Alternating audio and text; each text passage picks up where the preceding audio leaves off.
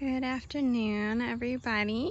It's Bren from Kindred Acres, and it's been raining all day yesterday and a little bit of today, and the garden is absolutely loving the cooler temperatures and this rain. And so I'm just taking a quick stroll through, enjoying.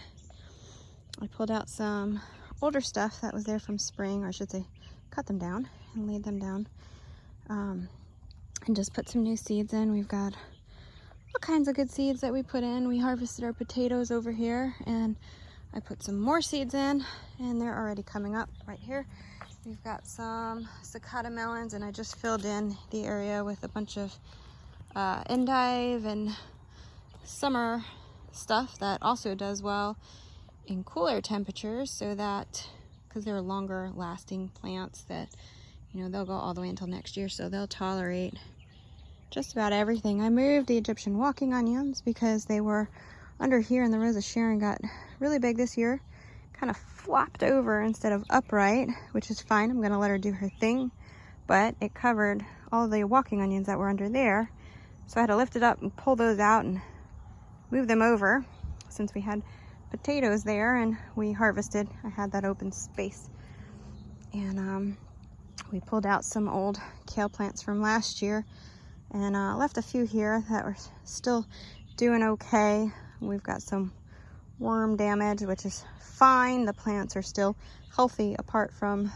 that. It's just they're elder plants, so they're a little weaker, but I'm trying to get seed out of them because overall they were abundant producers and disease resistant and tolerated. They haven't even gone to seed yet, and I'm trying so hard to get them to go to seed, so I cut them back a lot, and hopefully it will force them to seed.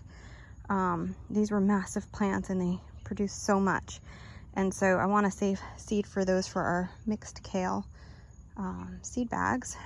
And we've got all kinds of goodies. Tomatoes finally doing okay, because we had tomatoes in another area that didn't do well. We've got some baby toothache plants coming up, doing really good. Our strawberry patch looks amazing. Of course, because it's been so hot, it's really not producing much right now, but I'm sorry if I sound out of breath. I hurt my back. So I have to breathe short and quick. As I say that, I see some strawberries. But this variety slows down during the hottest summer months, but it gave us abundance all spring and early summer, and then midsummer it slows down, and then it picks back up again towards the end of summer.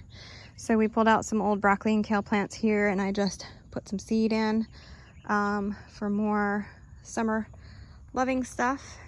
And yeah, so I would love to finish showing you around. I really wanted to show you the orchard. Let me see if I can manage to get down there, but I think I need to start calling it a day because my back is killing me, and I really am not even supposed to be walking right now.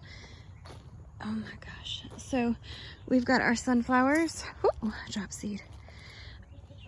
We got some sunflowers coming up here, and oh my god, I shouldn't even be doing this video, but it's just so pretty out. I can't help myself, guys. This is what I do to myself. I just can't help it. It's like such an addiction.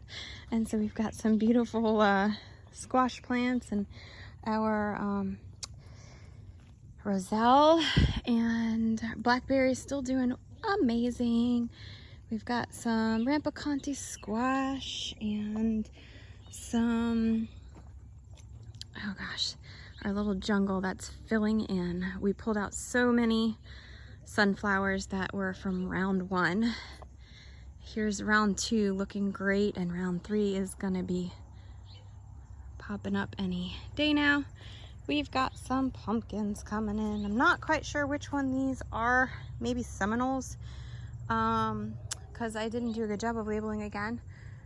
We've got some beautiful,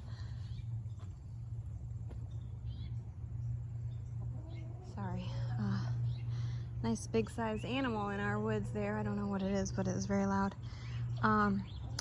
Some salad greens. We pulled up some lettuces that were around here, but the Mizuna's still This is summer Mizuna, so it's very slow to bolt, tolerates the heat really well. I mean, we've been in upper 90s with a relevant feel of well into the hundreds, and this, we've chopped it down to, you know, half the bush at a time. We've cut down to like a nub, and it regrows, and then we cut the other half and it regrows, and